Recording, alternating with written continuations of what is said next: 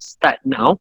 So thank you all the participants who are glued to your screen today at 12 o'clock um, to look at and watch a presentation by one of the superstar in teaching and learning in Banyak dah Malaysia, susah. Dr. Tazli Azizan. He's actually from UTP, and we've known each other for quite a while now. So the topic for today is going to be empathetic online assessment, and this will be presented by Dr. Tazli Azizan. So he's the lecturer in chemical engineering and also the vice president for Society of Engineering Education Malaysia. Um, Dr. Tazli is also was appointed as the director for Center for Excellence in Teaching and Learning in UTP, called CITAL, which champions the student-centered learning pedagogy initiative at UTP. He is also then appointed as one of the National Education Policy Reform Task Force member. This is from 2018 until 2019, serving the former education minister. In 2019, he's also seconded to Perak ICT and Multimedia GLC, so Digital Perak, as the CEO for 9 months. So that is quite a short stint. Now, as going back to the UTP, become the and also as a teacher once again, as the associate professor, Dr. Tazli is passionate in doing research related to nurturing values and also deep learning in engineering education via different SCL approaches. So without any delay, I would like to give this session to Dr. Tazli to start, and I can actually go back and run to my meeting. So I'll leave you in the safe hands of Dr. Tazli. Okay, Assalamualaikum warahmatullahi wabarakatuh. I think everyone can hear me, right? Thank you to Dr. Zahir for the nice introduction. So thank you first of all to Empathetic for actually inviting me to this particular sharing session. So I would like to talk about empathetic online assessment. I think this comes in after I published my YouTube video on empathetic online learning. So suddenly they come up with this topic and then they proposed to me. So I said, okay, never mind. I think inshallah I will be able to share this. Even actually I've done I think 2 talks before with UTM and UNIZA on alternative assessment. So I'm actually blending both topics together, and here I'm sharing with you the topics on empathetic online assessment. Okay, so the outline for today, there are a few things that I'm going to talk about, which is why the needs for empathy for now, some guiding principle, which is on the constructive alignment and how people learn framework. I'm going to talk about formative assessment, so why it is needed, formative assessment, some kind of alternative assessment. Here I will introduce also one topic which is called as flip assessment. So what is flip assessment is all about. And finally, on becoming an empathetic educator, and question and answer session. So why the needs for empathy? Okay, I think that this is we need to be very clear on this. Actually, what we are doing right now is not a normal online learning. This is what we call as emergency remote teaching. Why is it emergency remote teaching? Because it is just a temporary shift for instructional delivery, because our students actually, when they sign up to university, they sign up for face-to-face class, okay, not for online learning in the first place. So whenever that we substitute the face-to-face with this particular online learning, it is not on the voluntary basis of the students, even us. So actually, it is not like a typical distant learning where everybody agree in the first place that I'm going to learn this via online and I'm going to sign up this particular course and learning by online. But this is not happening during this particular time because it is actually because everybody being forced to accept these new norms, right? So we cannot simply call this as a normal online learning, and some of the tips during normal online learning may not work during emergency remote teaching. Because in remote teaching, it is actually to provide temporary access to instruction and instructional supports. And the greater control of this fall into the lecturer, faculty members. Okay, so there is no single tool or there's no single way in order for us to conduct this particular emergency remote teaching. We know our students better, so we need to actually really identify what are the issues related to our students, and therefore we make do from that. It's not simply just we follow whatever that whatever things that we wanted to do without considering the students' needs. Okay, so I would like to actually ask for you to respond to actually Mentimeter. Okay, so can you everybody take your mobile phone and go to this menti.com and use this particular code 161694 and answer this question. What did you do work in face-to-face and normal online learning but not during emergency remote teaching? Okay.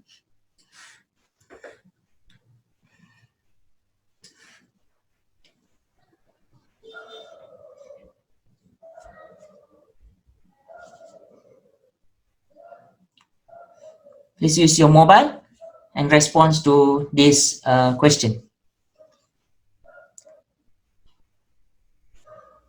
Ada orang ke tak ada orang ni?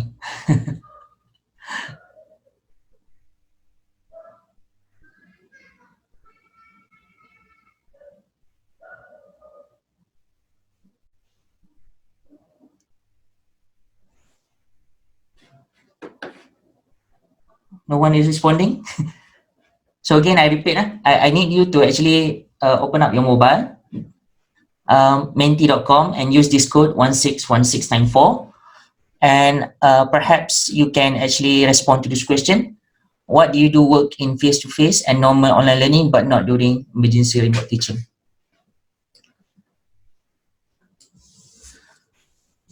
Okay, so some of the response that we got is actually eye contact with the learners.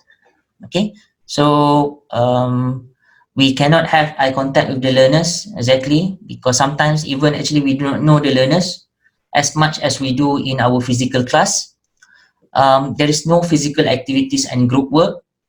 For example, like if let's say we wanted to conduct even a simple activity such as think, pair and share, it will be difficult actually. We will plan better when not doing ELT, yes, because we actually provide the link. I mean, we provide the lesson plan. We have the lesson plan, but not during ART. Discussion on the calculation and explaining more details with the students. Yes, I think we missed that as well. Physical demonstration for experimental courses. Here, I think we have to be like Sugu Pavitra to do some online demonstration, record it, eye contact, gesture, facial expression, in feedback and interaction very poor. Exactly, susah nak access pemahaman pelajar berdasarkan riak wajah mereka. Hands-on practical activities, immediate feedback. So you can see that in emergency remote teaching, it's not simply just swap in of a normal face-to-face message, normal face-to-face and online learning.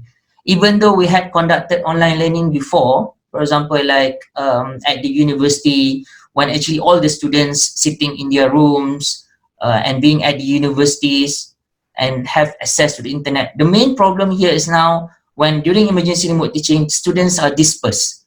Okay, students are no longer in the same space and time like us. While we actually can have a comfort of sitting at our own home office with good internet speed, like myself, I have 300 megabyte per second Unify, for example, but not the student.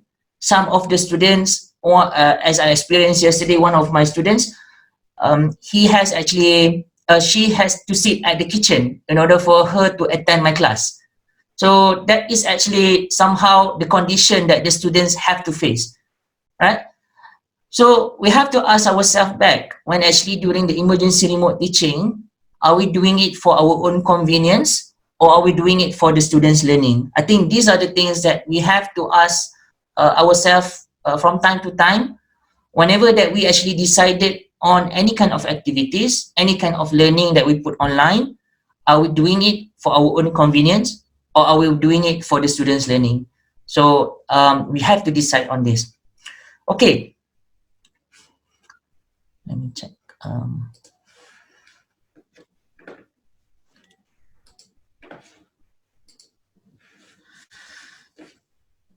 So why the needs for empathy? We are clear that actually we need this for our to make sure that we do this because this is emergency remote teaching. Okay, and there are several issues during emergency remote teaching. The first of all is the internet accessibility and affordability. Some of the students, because right now the students has been sent back home. Okay, so some of the students live in the area, suburban area, remote area that the connectivity is not there. Okay, or some of the students, they live in the city area, but because of their income status is not good, maybe they're from B40 group, they cannot afford some kind of data. So these are the things that we have to address with the students. Okay, so what I usually do is actually before I start the semester, because in UTP we just start the semester this week. Okay, the new semester this week. What I did before is actually I tried to set up Telegram groups, and I asked the students to share with me their whereabouts. That is one thing. The second one is their internet speed. So I know that whether I should actually put more on the synchronous activities or synchronous learning, like such as live streaming, or I should put a more asynchronous activities depending on the bandwidth of the students. So this is one of the criteria that we need to decide first before we give any kind of instruction, any kind of teaching activities, or any kind of assessment to the students. That is the first one. The second one is we have to bear in mind that some of the students, majority of the students may want to be back home, staying with the family, but some of the students may not want to do so. We have also some cases like some of the students actually, they wanted to be they wanted to be at the university. Okay, they wanted to be at the university because they would feel more comfortable to study at the university rather than being at home. As I said yesterday, for example, like one of my students being in the kitchen, maybe he or she doesn't have space for them to really study or have a comfortable space for them to learn at home. Okay, and maybe some of them come from broken families. You never know, right? So these are the things that we have to bear in mind about the social and economic crisis that our students face. The third one is actually the mental readiness among the students. I think PKP also has given some kind of impact to us.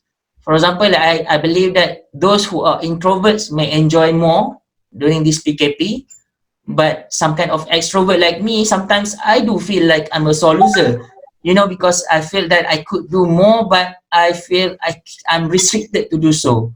So similarly with the students, they might feel useless. They might feel they're not doing anything much. So they have some certain kind of mental block or mental health issues to the extent. So we need to be aware of this, and during this ERT, there is a need for more to motivate these particular students. And the final one is the technology adoption among the faculty members. I realized that during this particular stage, although in the past we have been trained on using several kind of platforms, several kind of tools, but this is like really accelerated learning curve for us. Some may pick up well, some may not be able to pick up that much. So this is somehow the challenge for us in order for us to conduct this emergency remote teaching. Okay. So before I proceed further on sharing what kind of assessments that we could do for our students, I would like to share with you some kind of framework that we could actually use to make sure that our students really learn very well. Okay. So first of all is, I believe that at higher education, most of us are clear with the constructive alignment. Constructive alignment means that we have our own outcomes, intended outcomes that we want to achieve. For example, like there is a learning outcome that we spell out, okay? And those are certain kind of verbs that we actually spell out in our learning outcome. For example, to be able to understand something, to be able to create something, which is always based on the Bloom taxonomy. And therefore, we have to make sure that it is aligned together such that the student's activity must be able to activate the verbs. And similarly with the assessment as well. Assessment will need to activate the verb. For example, like if let's say our learning outcome is to be able to apply something, so during our activities with the students, even though it is online, students should be able to apply something.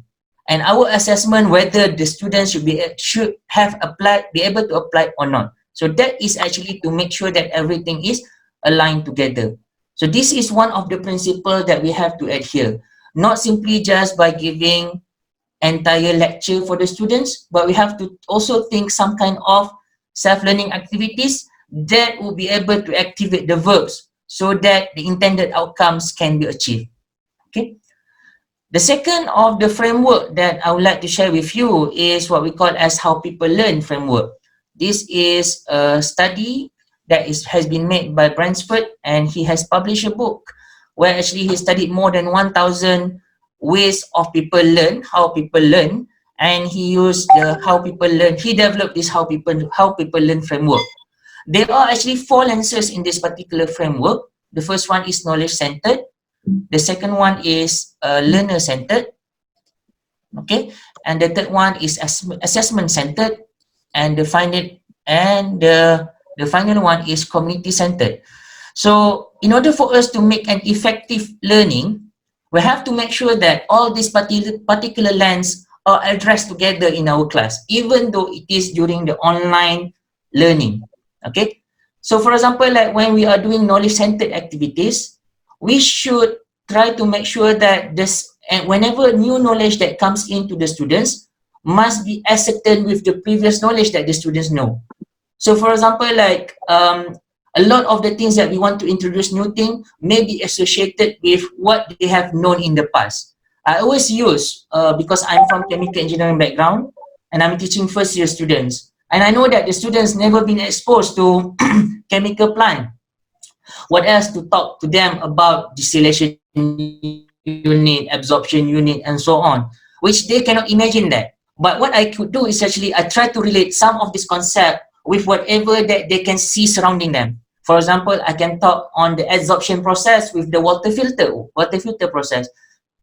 So I can talk about combustion reaction in the car, in the engine. Okay, so these are the things that we need to relate to the students so that the students understand better.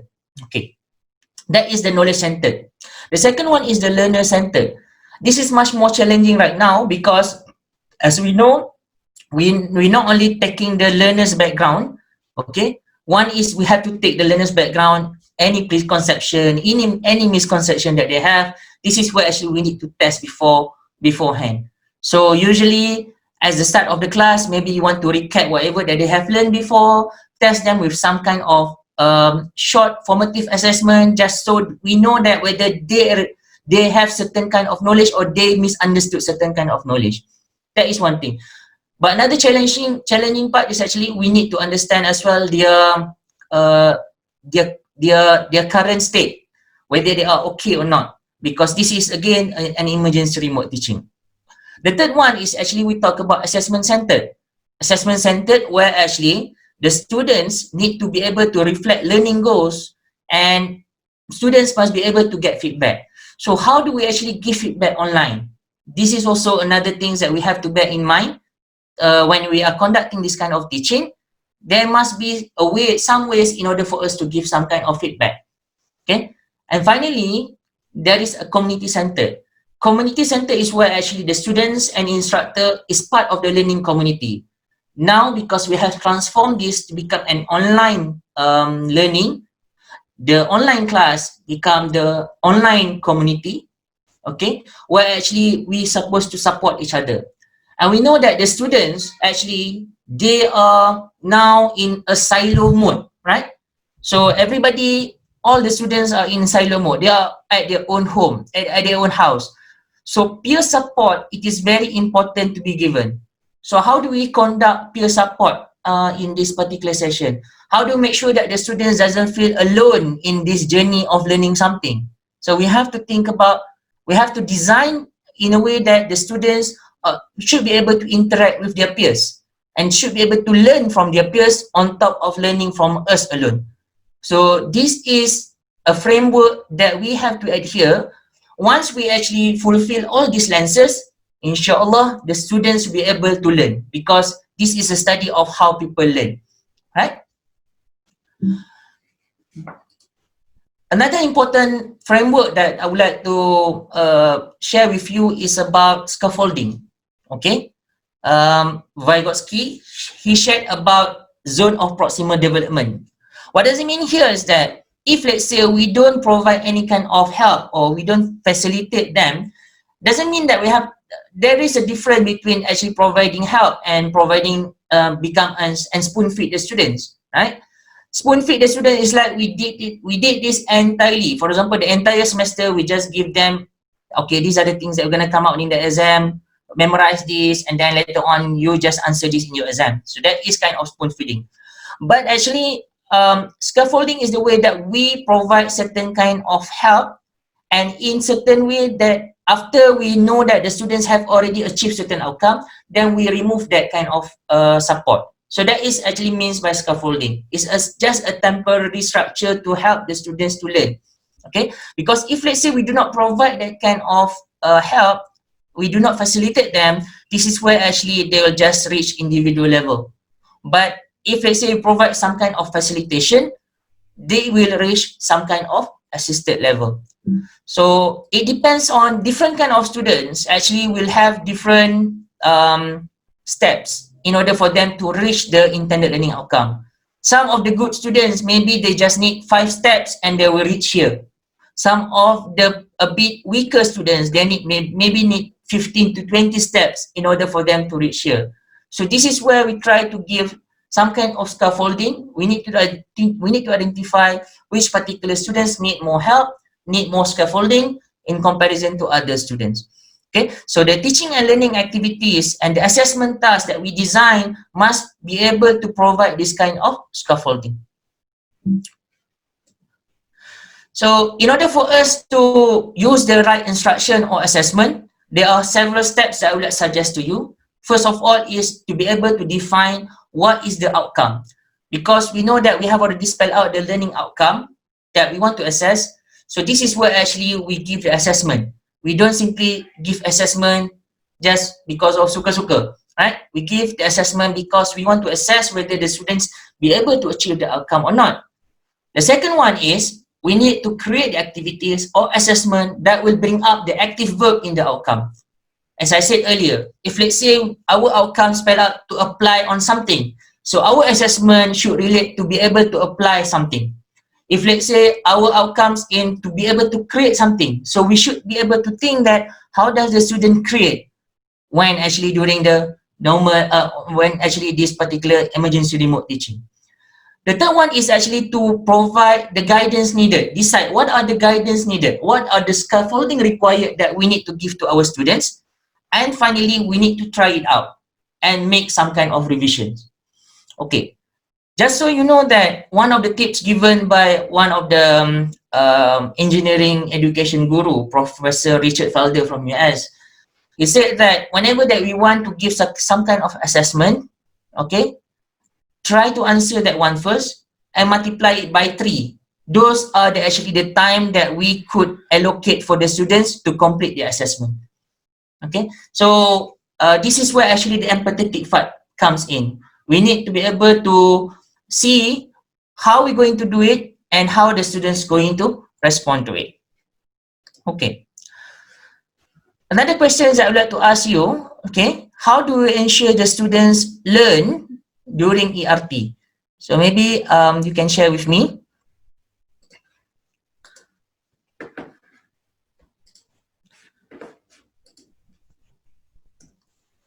Okay, so use your mobile, go to www.menti.com and use the code 161694, the previous code as well.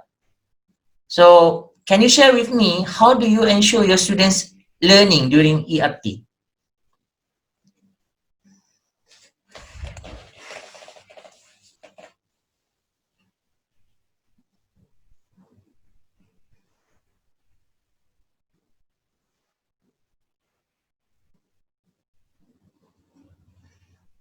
Okay, engage through messaging.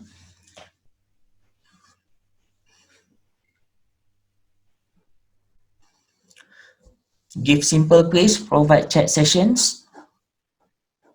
Okay, giving them short assignment after each class. Do tasks or assignments. Okay.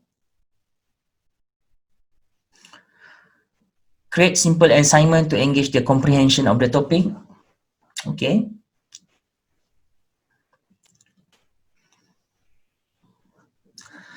Constantly provide infographic and knowledge through WhatsApp or any similar platform. Give assignment, then have online discussion online live platform. Okay.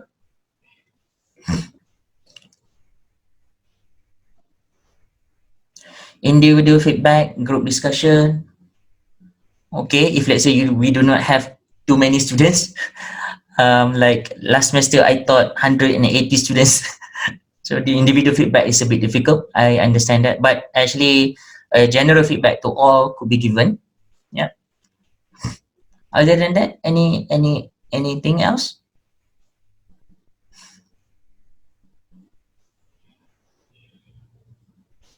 Anybody would like to share anything else? Okay, we are done. So this is what actually you shared with you want to make sure that the students learn during ERP. I am actually attracted to this engage through messaging, for example, like WhatsApp or Telegram. So I think this is one of the important platform, because this is a low bandwidth technology that we could actually encourage the students to participate.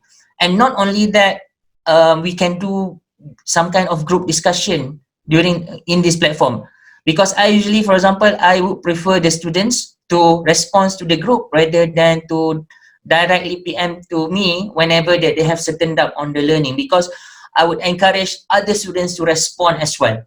Okay, so this is where actually again, if you remember the community centered, so this is where actually we provide the community centered approach to the student. Again, just not to make sure that the students feel lonely in this journey of learning. Okay.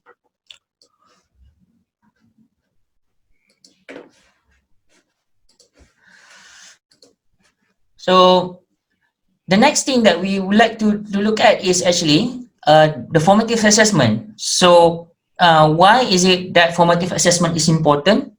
To name some of the online tools suitable for formative assessment, and what is the best way to use these tools. So again, we go to menti.com just now.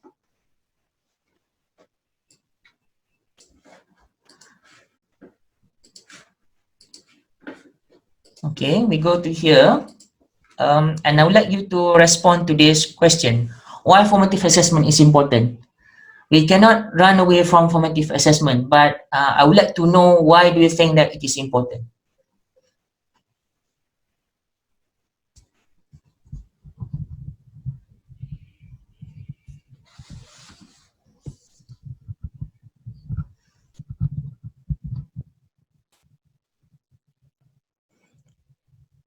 I'm sorry very much, because I'm used to this kind of session. I always make sure that whenever that I give talk, even in my face-to-face class, I'll have some questions that need to be responded.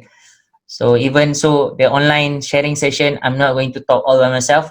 I need you to be interactive with me, even though you do not talk, but just respond to this Mentimeter. Okay, to gauge learners' acquisition of knowledge. What else? Why do you think formative assessment is important? To know if students are actually learning at specified phases, okay, because it allows the student to make course corrections in their learning, right? Other than that,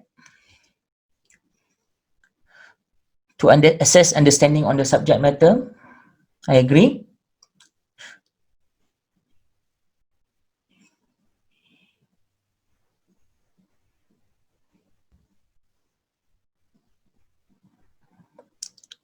Do you have more? Why formative assessment is important? Another important part, actually, why we give formative assessment is that it is a matter when you mentioned just now that it is difficult to give feedback to the students, okay, because when you conduct face-to-face class, you usually give feedback, or maybe when you mark their assignments, you give back report to them, you give them feedback. So similarly, formative assessment is the way forward for us actually to give feedback.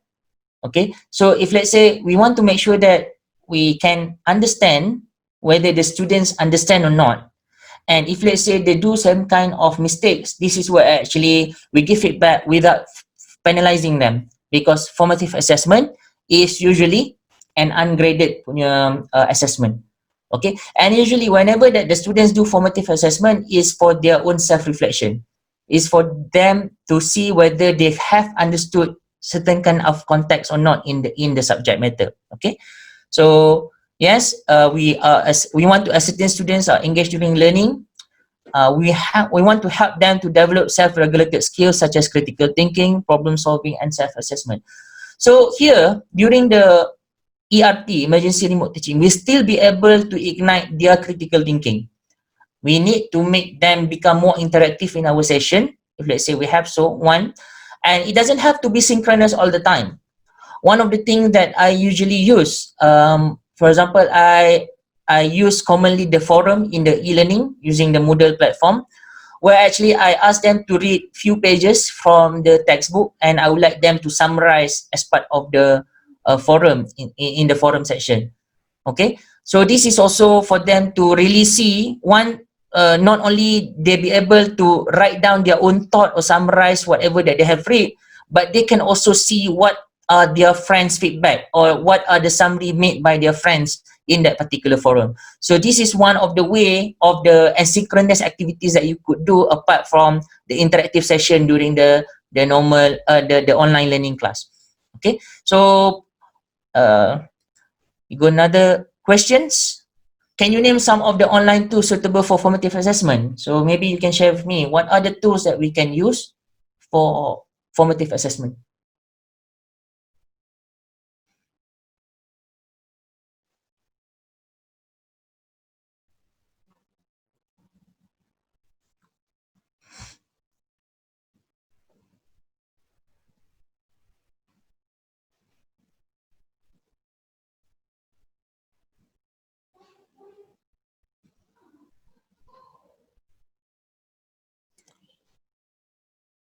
Okay, poll in Telegram, interactive contents, forum or chat. We can use Kahoot. Okay, what are other things? What are other tools that we can use in formative assessment? Okay, social media like Facebook, Mentimeter,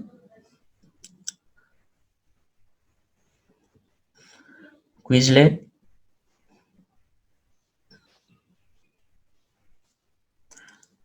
Google Form. Okay,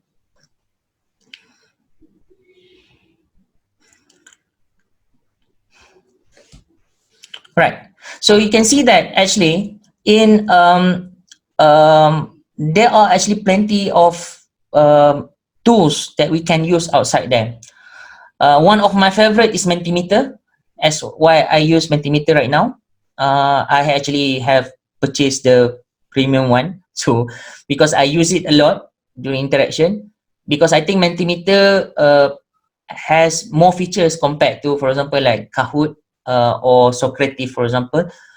You have some other things where I have not tried Quizlet, but I have tried some kind of poll in Telegram as well. So poll or quiz in Telegram, you can create quiz as well in Telegram. So these are the things that we can use in order for us to engage with the students. Okay. Mentimeter usually we use for online interaction, live session, but at the same time we can use some kind of polls where we put in Telegram, then students can take their own time to respond to it. Okay, so these are the tools, low bandwidth tools that we can usually use. And maybe I would like to ask you one more questions. Using one example of the tool, what is the best way to use it? So for example, if let's say you are using just now I didn't see anything, somebody write anything with Padlet.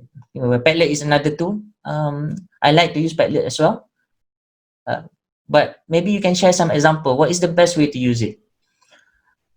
Once you responded to this, I'll give actually download the results and I'll pass to Edit so that they can share with you. Okay, all the slides and the feedback that you give here. So please do participate.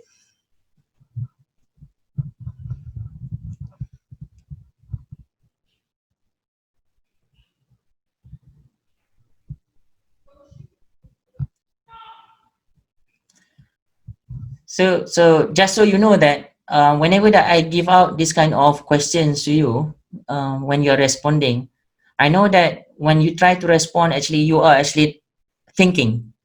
Okay, so again, this is the process of asking the students to think. Okay, asking the students to think while actually you are making interactive session with them. So you do not talk all the time, but you give some kind of questions, like ask lots of questions. And then try to ask them to think. So giving certain kind of 1 minute, 2 minutes to respond to you. So this is where actually you try to ignite their critical thinking. So I would like to ask you to share what are based on one tool, maybe you can share with me what's the best way to use it.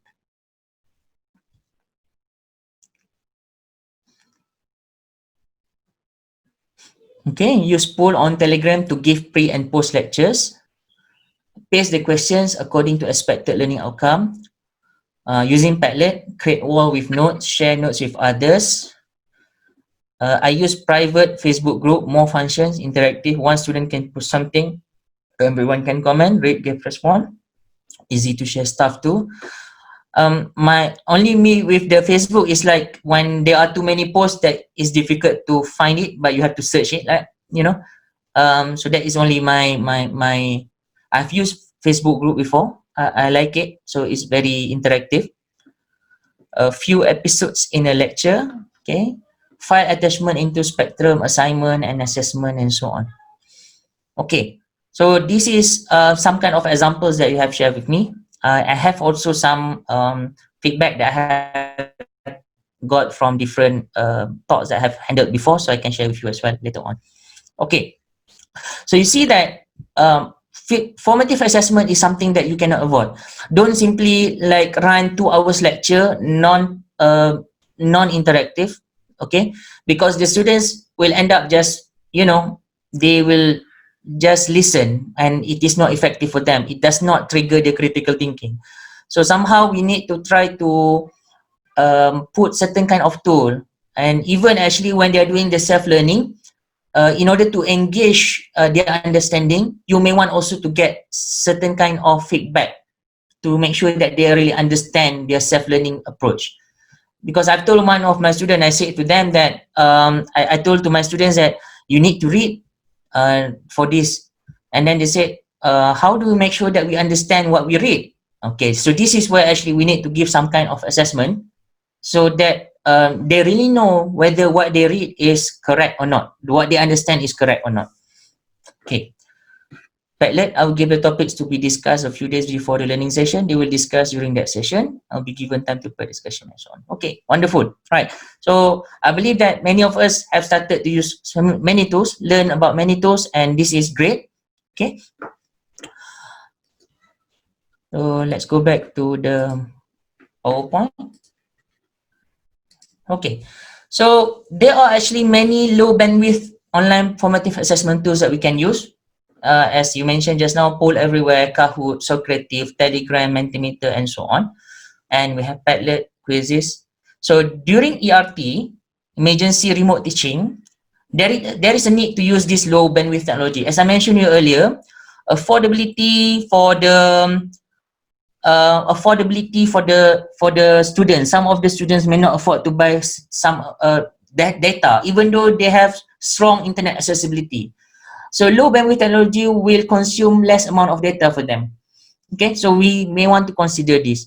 For example, like pre-recorded lectures and put up in YouTube may consume lesser data compared to live session. So maybe we want to reduce some kind of live session and give a balance towards a pre-recorded session to them as well, so that they can do self-learning.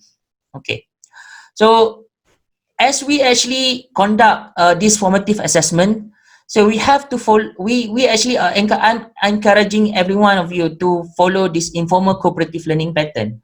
Okay, first of all, they need to do, whenever that you give questions to them, they need to have some kind of individual construction. And then after that, before they give feedback to you, they could actually interact with their peers just to check whether they have a certain kind of a good, the same the answer, the right answer or not. Okay, because sometimes in the class, whenever that we ask the students, do you understand or not, student will just respond yes, no, something like that. Even similarly, if you ask during the online session, those are the things that will the students respond, yes, no. But how do we make sure that the students really understand? So that's why we give questions to them. But at the same time, the students may find it difficult, may not be confident, too much confident to respond to on their own. So it's a good platform for us to allow some kind of peers sharing session first among themselves, and after that you select few of the students to share in their class. Okay, not really volunteer, you can just pick names and then ask them to share in the class. So this is where actually even by using this kind of platforms, you can actually allow this thing happen, where it has been studied elsewhere that the method itself work. Okay, because it start with individual construction, and then then there is a peer sharing, and then after that is a share with everyone else in the class. Okay, so I think as I mentioned earlier, one of the tools that you can use like Mentimeter or Telegram. So these are actually the tools that you can use extensively for this kind of informal cooperative learning. Right. When we talk about alternative assessment, I would like to give you some brief ideas. Okay. What do you understand about alternative assessment? So alternative assessment is also known as authentic assessment. It measures what the students can do and cannot do. It is beyond the traditional closed book written examination. As we know now, if we give closed book examination, students can easily copy from their friends, can easily copy from other sources. So it's not practical anymore to give closed book examinations. It allows students to receive feedback for improvement most of the time, either by the end of assignment or while doing the assignment. So sometimes the students can get feedback whether, oh, I'm learning this correctly while doing the assignment. It can be easily aligned to the outcomes, as well as but at the same time, it may require more time and effort. So this is what does it mean by alternative assessment. Okay, I would like to test you. I'm giving you some kind of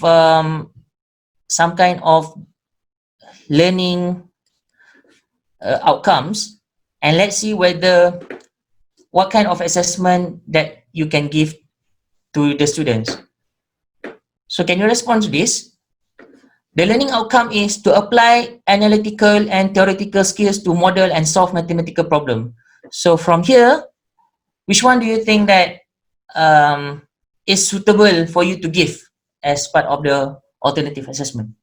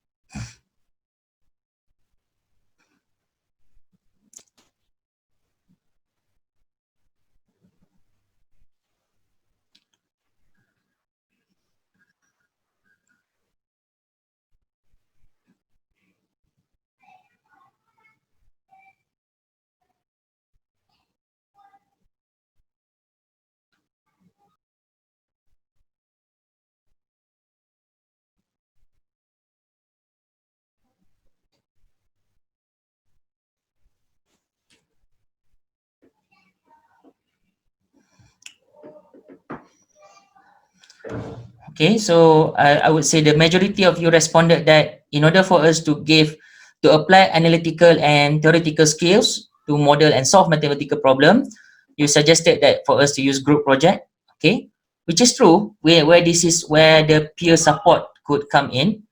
Um, Online questions and answers, for example, like MCQ, they have to do certain kind of calculations. So this also could be done, could be used actually. Case studies, so they be able to apply those particular fundamentals whenever they try to solve the problem. Software simulation, this also could be done. Of course, like essay writing may not that be practical. Reflective writing may also not be that practical, but it could be done. If let's say we could be creative enough, we could be done. But usually these are some kind of assignment that you could give, you could pick up actually and give to the students to address this particular learning outcome. Okay, let's have a look to another learning outcome. To interpret, compare, and contrast ideas in the social sciences. So what are the best assessments that we could give to the students?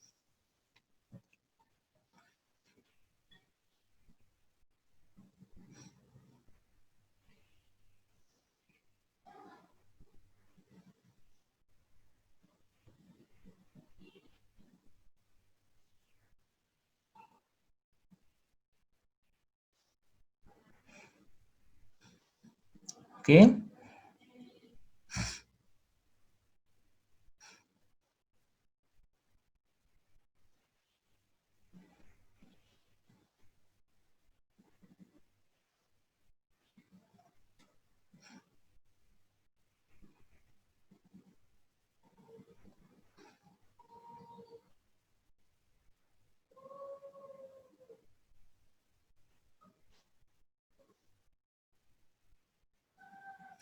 So we could see that you agree that on the social science related topics that we could give reflective writing. It could be an individual works or it can be a group works. You can give group project to the students. You can give some kind of case studies or role play, so they'll be able to apply this and interpret all this information. And essay writing, and yes, it's not so much on the multiple choice questions and not so much on the software simulation. Okay, so you can see that based on the different learning outcomes, you can select different kind of assessment for your students. It's not necessarily everything has to be a close-ended examination. The last one, to demonstrate effective team working skills among peers. So what is the best way in order for us to conduct this?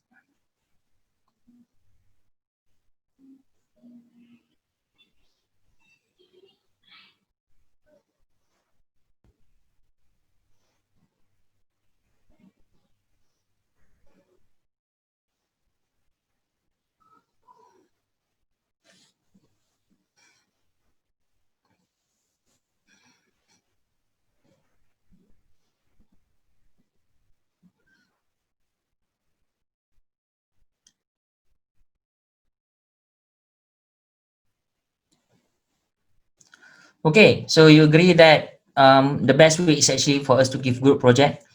And it could be that particular group project is actually about a case study that they need to solve together as a team. They could also somehow couple with reflective writing. For example, like if let's say the group project is being done, maybe the students need to respond back with some kind of reflection. So we could really observe whether their interaction as a teamwork happening or not. Okay. Software simulation also could be done actually, because if let's say you give a problem complex enough that could not be solved by one person, so actually you can encourage them to interact with each other in order for them to solve that kind of simulation. So again, for example, essay writing may not be suitable because usually essay writing is individual work, and online question MCQ is also not something that we could do to measure the effective team working skills. So here again, as I emphasize that there are many ways actually we could do as part of alternative assessment for our students, even during this emergency remote teaching.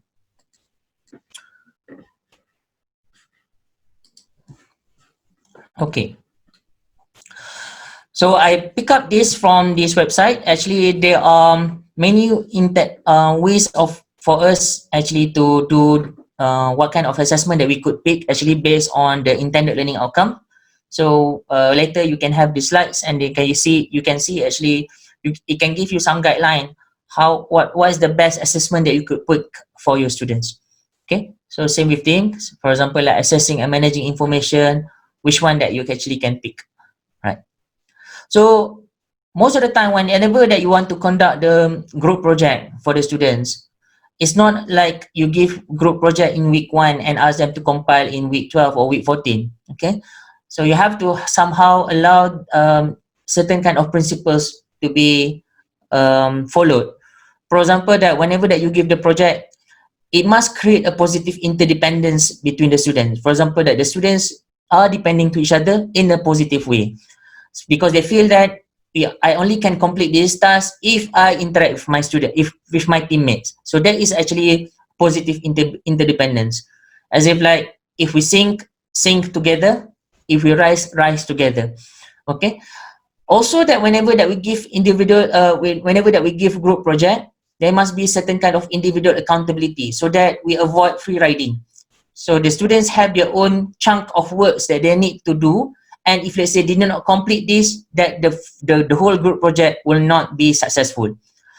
And you should allow a face-to-face interaction among the students so that the students have time for them to, for example, like they have a small groups where they will interact with each other, and you can also facilitate them and you can ask them for progress. Okay, so this is what we call a face-to-face interaction. Even though we do not conduct this as face-to-face class, we still be able to give face-to-face interaction during online session. And this is where actually appropriate interpersonal skills will be developed and will be materialized. For example, the students need to be able to have negotiation skills, communication skills. So these are the things that they will practice during whenever that they follow, whenever that we give projects that follow these principles. And regular group function assessment, this is also important, because I think that many of us, whenever that we give project, we give peer rating, and we usually give the peer rating only towards the end. When actually, in order for us to give peer rating, it is good to have on a periodic basis. For example, in a one semester, maybe we can ask for 2 or 3 times that the students give peer rating to their friends. And most importantly, it is good also to give feedback, to ask them to give feedback to their friends, the team members as well. It can be anonymous, so we can use technology in order for us to gather the feedback from the students, and we can compile and give back to other students who receive the feedback. The feedback could be done in 2 ways. One is actually on the appreciative manner. So the students appreciate what their team members have been doing. The second one is on the constructive feedback. So the students give some feedback so that some kind of improvement could be made. Okay. So whenever that, if you fulfill these particular 5 principles of cooperative learning in giving the project to the students, I believe inshallah the learning, the team working will be materialized well, instead of just divide and compile activities. Okay. Right, a little bit on the surface learners characteristic. I know that some of us have what do you call that, students who are like this. For example, they are very exam oriented. They just think about their grades. They just want to ask. They ask you, how can I easily remember this? Will this be in the exam? Okay. And whenever that we give some kind of assessment to them, they say, I think the lecturer didn't teach this at all. Okay. These are the characteristic of actually surface learner. So surface learner ni dia actually very resourceful, very dependent on us. Because they say, you are the only guru, I will only trust whatever that you say. I will not trust myself. I will just trust the teacher. So here, this is where we want to improve the students. Although that this is during the emergency remote teaching, we still want our students to become a deep learners instead of a surface learners. So how we could do that? Via certain kind of assessment. Here, I would like to introduce you one of the assessments that I have developed. In the past, I have been using it for the past 5 years, 5 to 6 years. I call it as flip assessment. So what do you think it means by flip assessment? It is not flip classroom. Flip classroom is where actually you give pre-recorded material, students have to learn it before, and then they come to the class, do some activities.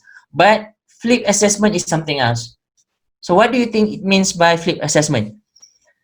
So I want my students to think like the lecturer. That's the first thing. And this is where actually I ask the students to develop exam questions with complete solution.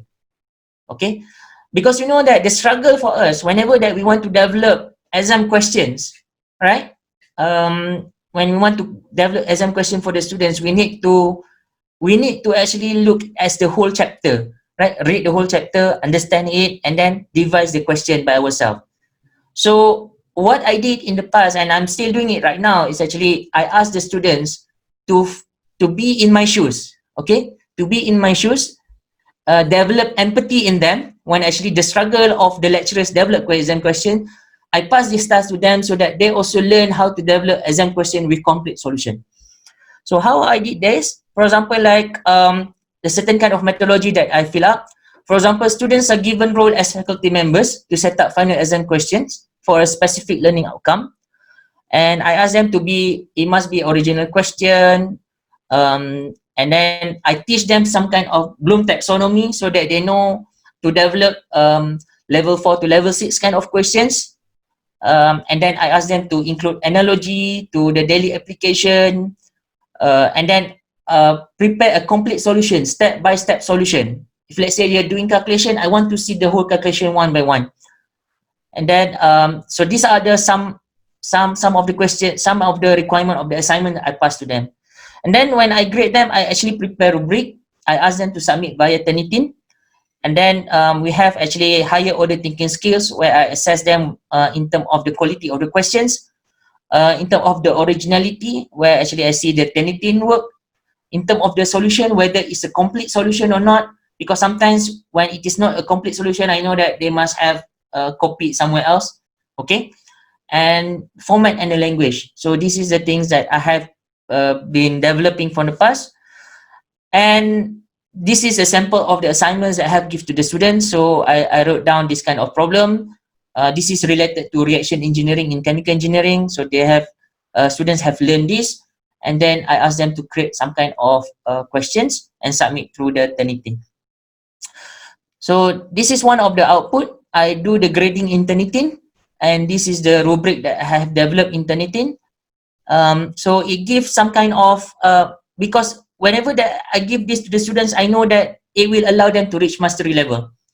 Okay, so whenever that I did some posts to them in the past, they said that the assignment allow me to revise the whole chapter. Okay, which is they agree on this, and it allows them to reach a deeper understanding on the related chapter. But of course, they have some kind of problem, for example, like limited time or limited creativity. Most of the time, the students are limited of the creativity because they are used so much to be spoon-fed before in the past. So whenever that I ask them to create on their own, they are stuck to whatever the examples that have been given to them. So this is one of the challenge, but actually it allows them to become more creative in developing this kind of questions. Whenever that I ask the reflection back for them, they said this is interesting method of learning. They will complain. It is difficult. It is hard. Usually, I give them about 2 weeks for them to complete this, and usually I allocate 10% for the students. Sometimes I call it as take-home test. Take-home test, like they need to take about 1 week to 2 weeks in order for them to complete this. So you see there, the students say, but I'm not that creative. Because whenever they try to think about something, they search for it, so they could not. They feel that somebody else may be doing this. Okay. Again, some other reflection from the students. So I'm the person who at first I can't understand about the chapter, and then when it comes to creating question and solution, it becomes too hard for me. Again, they complain it is hard. They mentioned last semester my result is improving than the other semester, so I feel I will try my hard and my best for the others next semester to keep improving my understanding and ability to create critical thinking in this course. I have seen that, for example, in the past, one of the subject that I taught right now, principle of chemical engineering, the students do not be able to answer one of the hard topic. I call it energy balance. But when I took over the subject, I taught them last semester. And surprisingly, I can see the level of mastery that they have achieved whenever they create the questions. And it's actually giving a good impact towards their final extended assignment, at extended assessment, because in UTP, because of this MCO PKP, so there is no exam, there's no closed exam, we have extended assessment. But whenever that I have extended assessment and I give different questions but on the similar topics of energy balance, surprisingly the students be able to answer it very well. So they understand the concept because they actually have revised the chapter before in order for them to create the question. So this is one of the advantage of conducting this kind of flip assessment. Okay. Other than that, we can do open book tests or take home written tests. Again, this is actually, we want to make sure that we want to eliminate the possibility of the students finding the answers online. Okay, I'm gonna skip this. Right, towards the end, so this becoming an empathetic educator. So the thing that we have to think about is actually the purpose of the assessment. Whenever that we give assessment, we have to look at the outcome that we want to achieve. We have to remind ourselves what to assess, how to assess, who will do the assessment, and suitability of the assessment for the students. This is where actually we want to develop ourselves to become as empathetic educator. Okay. And some of the general tips for you during emergency remote teaching. First of all, I would recommend that to reduce the frequency of the assignments, because you have to know that the students, whenever they are at home, they are not only spending their time to do the learning, they have other commitment as well as required by their parents, for example. So they may not have the right time, enough time for them to do all the assignments that we give. Imagine that they took 3 or 4 courses in one semester, and if let's say we have every semester, every class we have assignments, I think it's going to be a burden to the students. Might as well we find some good assignments and that address specific learning outcomes, give a big chunk for them so that they could actually do their self-learning in order for them to complete the assignments. So that is my first suggestion and tips to you. The second one is make sure that each assignment's duration need to be considerably decided. For example, in the past, during the face-to-face session, maybe you said, okay, I want you to submit by today. Okay, maybe by tomorrow you want to submit. Maybe we need to delay a little bit. Okay, maybe for example, like the assignments that usually be sent for 1 day, maybe after 3 days or 4 days. Assignment that usually sent a week, maybe after 2 weeks you have to submit that. Okay. Avoid unplanned assessment at all costs. For example, like pop quiz. For example, like, okay, now we're going to have online class. Before that, we're going to have pop quiz. This is going to be counted in the coursework mark. Again, some of the students may have not the accessibility during that particular time to join our class. So I think we do not want to put the students at the disadvantage. Okay. One of the another important tips that I actually encourage you to do is actually to talk to your colleagues who teach the same students, so the assignments given do not overlap. Like for example, like try to arrange the due date of the assignments such that the students can concentrate on finishing one assignment, and after that they can concentrate on another assignment from different subject. So this is actually to reduce the anxiety. Okay, as we know that I highlighted earlier, mental health issues could be one problem during this emergency remote teaching. So we want to reduce that kind of possibilities. So we try to be more empathetic. We need to coordinate more with our colleagues so that we can give a good assignments to our students. The fifth one is actually to consider giving a doable online integrated project. Again, instead of every courses give group project, maybe we want to consider to give an integrated project that could be doable online by combining 2 or 3 more courses together. For example, like the students taking this particular subject, so we talk to all these lecturers together and give only one project.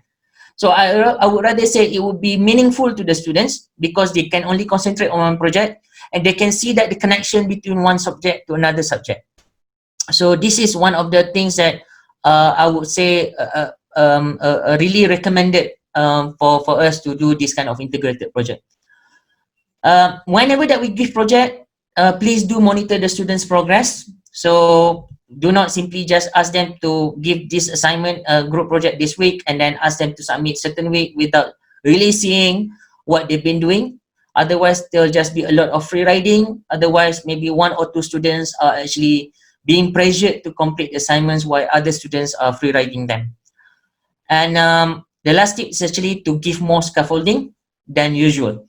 Okay, so we need to check, because again the students are in a silo base, so scaffolding is important for us to give to them so that they do not feel alone in this learning journey. So again, we go back to this. You must make sure that whenever that we conduct the learning activities, the assessment, it has to be constructively aligned, because whenever that we conduct these teaching and learning activities, it will support the desired learning outcomes. One of the way that we could do towards the end, actually, whenever that we have class, weekly, bi-weekly, or maybe after maybe few times in one semester, is actually to ask the student to reflect on their learning. So one of the approach that we could use is actually Gibbs reflective cycle. Ask the students to really write what happened, what were they thinking and feeling, what was good and bad about it, what can you make of the situation, so the students can be more reflective in their thinking. Okay, that's the reason of doing reflection. At the same time, it gives us feedback whether the students really understand what actually they are learning, and we can put some kind of intervention for them. So this is the purpose of reflections. Okay, and whenever that the students have reflection, towards the end of the semester, you can ask them to do reflections upon the reflections. So that is another way that could support the students to really learn. Because whenever that they have this collectively write their reflections, it makes them remember more. Okay, so they will actually, whenever that they come back to their reflection, whenever that we ask them to revisit their reflection that they have write down, they will remember the period of what they are doing, what they are learning. Okay. Okay, so I think that's all.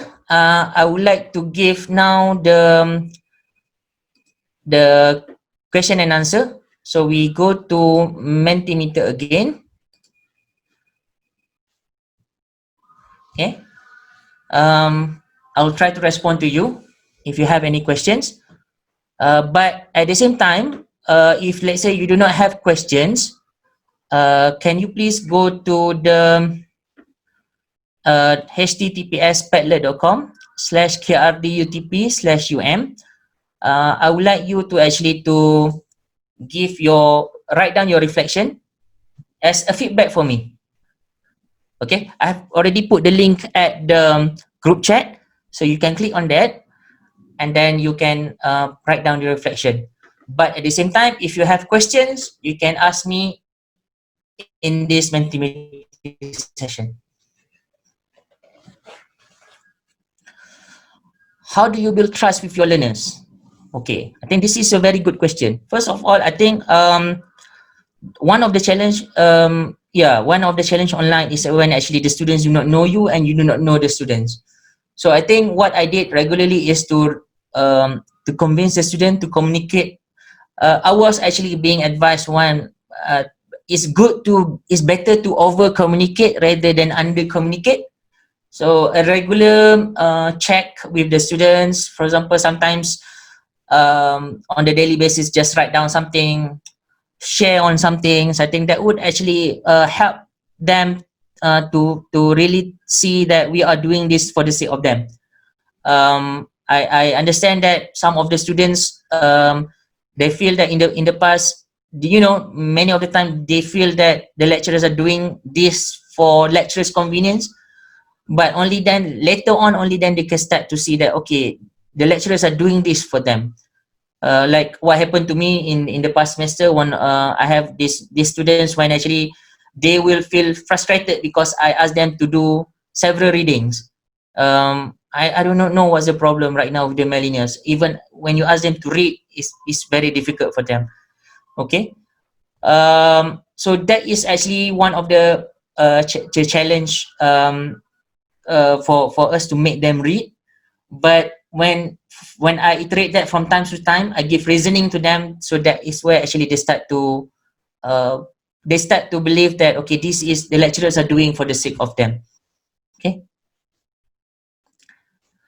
Any more questions? How to arrange the duration for the take-home exam in CLTO? Okay, I addressed, there is a question in the group chat, how to arrange the duration for take home in SLT as well. Okay, as I mentioned earlier, if whenever that we design some kind of assessment, we try to answer that one first. So usually we multiply with 3. So that will be the that will be the allocation of time that is required for the student to answer to practice to really answer the assignments given to them. Okay, um, as a guideline for them. For task or skill-oriented learning outcomes, for example, practical, clinical skill, can assessment be done online? If not full assessment, is there any partial assessment that can be done online? This is also another challenge. We also have lab components that the students need to do. One of the difficulties is that we cannot avoid run away from the lab component. The students must be doing that. So emergency remote teaching, unfortunately, cannot address it. But if let's say you have some kind of virtual reality, that would partially help. If you could have that, if the department have the budget to develop it, that would be good. So instead of, like, for example, a field trip, there is a virtual field trip. So that is also one thing that could be considered. But as for now, maybe the students can do some kind of show and tell. You know, they practice in front of the camera, they show and tell you what to do and how to do. That would be some kind of partial assessment that could be done. Second question, how to ensure that the students learn effectively? Okay. The only way for us to regularly see that whether the students learn effectively or not is for us to really check. This is where actually the formative assessment play an important role. As I mentioned earlier, it's not that advisable to give assignment, a continuous assignment, lots of assignment, and they do not also like, the students at the moment, they do not also like to do so many ungraded assignments. So one of the way to do that is actually by doing formative assessment. So by doing formative assessment, we can see the students' understanding, and this is what actually we try to address whether they have understood it correctly or not. And from here, we can see that we can try to devise some other approach so that the students learn effectively well. Doctor, how do we keep our momentum in carrying out error till the end with the student? Yes, I agree with you. I think among us, ourselves, we also need to be taking care of ourselves very well. Do not stress out ourselves. So, except that in ERT, supposedly the greater control lies in us. We are the one who decided what's best for the students. Okay, not so much at the institutional level. It is us. So sometimes we do what best for the students. Not just because we follow what others instructed us to do, but actually most importantly is we feel what is the best for the students. And I seconded you that sometimes our momentum could lose. So this is also important where actually we communicate with our peers, with our colleagues, as what we have right now.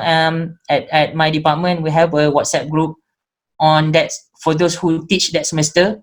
So it's like I call that as a online usrah.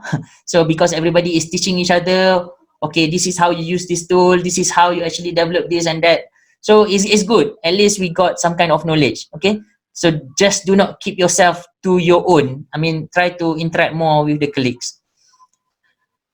And final question, what's your opinion? Comment from student that many assignment exercise assessment during September time compared to the time before. I think it's not that the students comment there are many assignments. Maybe some of the lecturers, I do not know, give some kind of assignment or exercise. But again, as I mentioned, the students are at their own time and space. So we cannot expect the students to be doing similar kind of tasks or assignments during a ERT in comparison to face-to-face class. Because whenever they are at university, they just concentrate on being a university student. But when they are at home, they also have an obligation as a son or as a daughter for their parents. So they need to do something else as well. So this is why actually I mentioned earlier that we try whenever that we want to give assessment or assignment, especially the graded one, just look at the learning outcome that we want to address and try to formulate some kind of assignment that allow the students to have some kind of period for them to complete this. Okay. In your opinion, how efficient or trustable is the peer review assessment? Okay, there are many ways in order. There are one of the effective ways out of many that I have tried before. Instead of you give the students rating, ask them to rate from 1 to 10 or 1 to 5, giving numbers. I ask the students to actually rate their friends based on the rubric. Okay. Let me check with you. One of the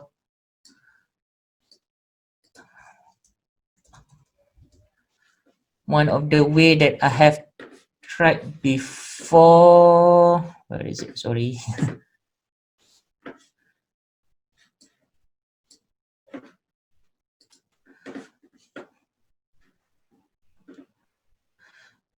Okay, so this is peers evaluation that I have done in the past.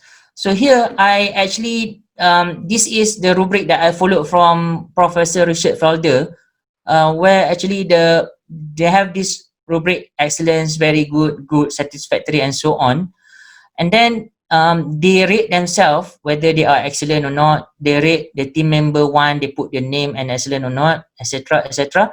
But when it comes, the feedback comes to us, I translate this into numbers.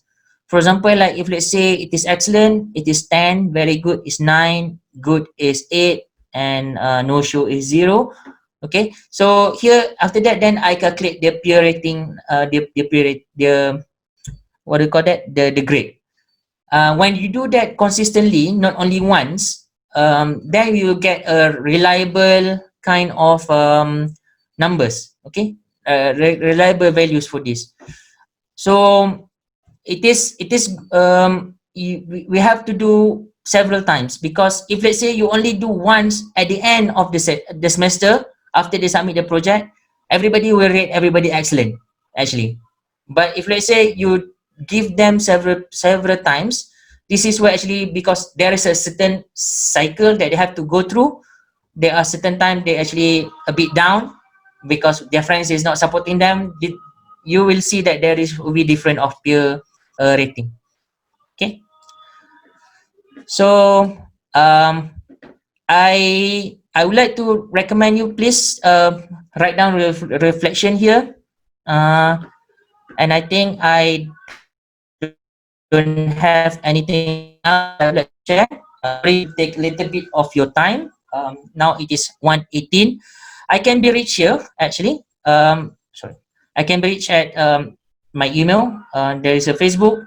You can subscribe to my YouTube. Okay, and then I have many things like Twitter or LinkedIn, so you can I can be reached here. Okay, so please also subscribe to my channel, right? So there are several tips that I have shared with you, and I'm planning to do weekly videos so that it could benefit everyone else. All right, so I think that's all. Thank you very much. So I pass back to whom? Umu. Yeah, I'm Umu is here. Thank you, Dr. Tazli. Welcome. Okay, so this session has end. We will very appreciative if you can fill up the feedback form for EDEC and both the reflective for Dr. Tazli. I also hope that everyone benefit some or a lot from this session. So do stay tuned for our next session on Friday and the week after.